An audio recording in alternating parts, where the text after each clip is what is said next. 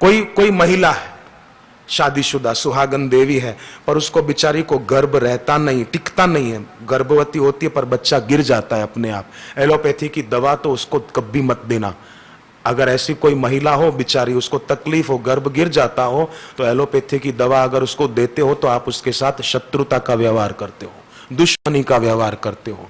उसको तो क्या दो, देसी गाय का दूध गर्म किए बिना, बस गाय का दूध निकला, पिसी हुई मिश्री तैयार रखी, मिलाकर दे दिया उसको दूध, उसने पिया, सुबह भी और शाम को भी, 2 टाइम, एक ज्यादा देरी मत हो, बस दूध निकला गौ माता का, देसी गाय का, और पी लिया। 1.5-2 महीने तक ये प्रयोग करे। अभी से अगर किसी को तकलीफ हो तो आप बता देना, तो उसको ऐसा बच्चा होगा कि उसके परिवार वाले देखते ही रह जाएंगे। अंग्रेजी दवाइयां नहीं देना उसको।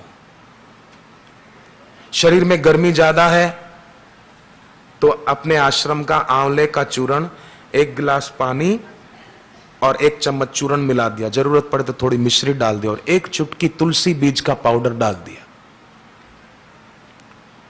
मिलाकर पिए, आंतों की सफाई होगी, अनावश्यक गर्मी शरीर की दूर हो जाएगी, भविष्य में होने वाली बीमारियों की जड़ें अभी से नष्ट हो जाएगी।